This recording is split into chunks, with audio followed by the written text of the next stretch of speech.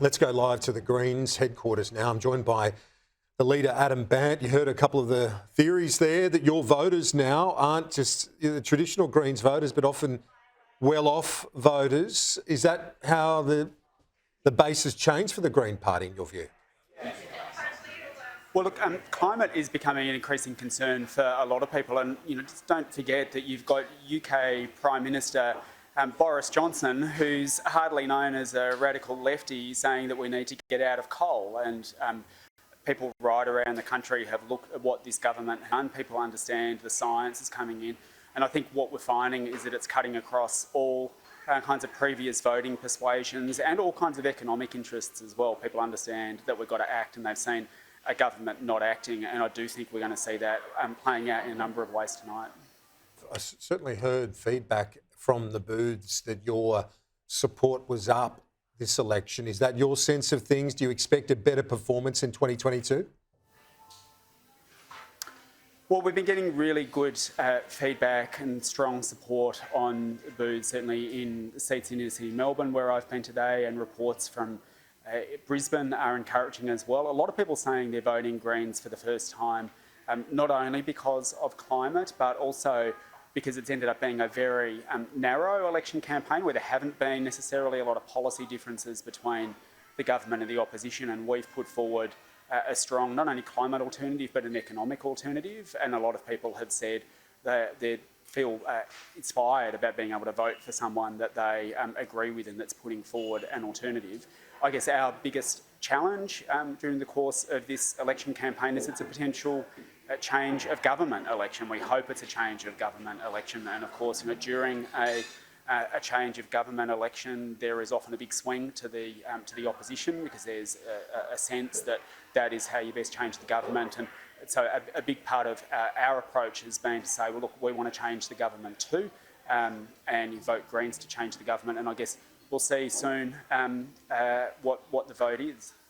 If you were more moderate or centrist as a party, would you be attracting the votes that have gone to the Teal independents? Look, we welcome the entrance of those independents into the race, and there's really only been one seat, which is the seat of Kooyong, which had been a Greens Liberal seat, and now where there's been a strong independent campaign that's run, where I guess you'd say we've been in anything like electoral competition at this election. The seats that those Teal independents have been focused on aren't the seats that we've been focused on.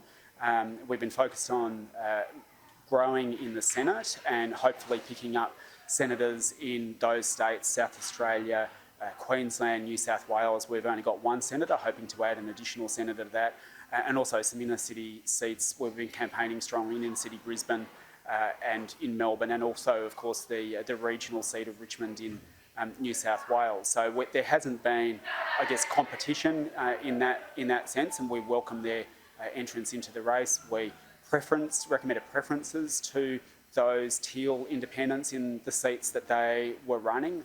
And I guess, we're not far away from finding out what the result is.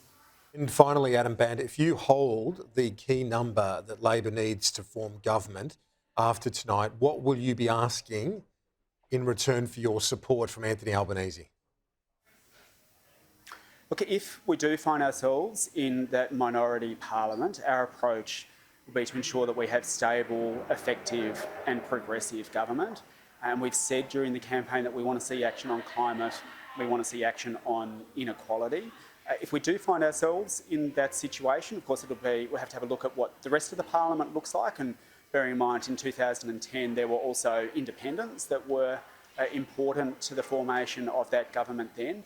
And we'd approach that with the principles that we've outlined, but also with an open mind. But it's stable and effective and progressive government that would be our priority, with action on climate and action on inequality. Just before you go, Joel Fitzgibbon's at the desk tonight. He's on the record warning against a Labor-Greens deal after the experience of the Gillard minority government. What would you say to convince Joel? I don't need to convince Joel. I need to talk to the people who are elected to Parliament, that my colleagues in the House of Representatives, and we're going to have strong representation in the Senate as well. Look, people want climate action. if there is a power sharing parliament, or even if there's not, I think one of the lessons that's clear from this election is that people are turning away from the old parties, and I think there's a really strong desire amongst the public for politicians to work together to tackle some of the big issues that we're facing. I think there is an understanding from the public that we do have some big issues that we're facing as a country, but also as a planet. And I think there's a really strong desire for people to work together to address those. And Bandt, appreciate your time. Thank you.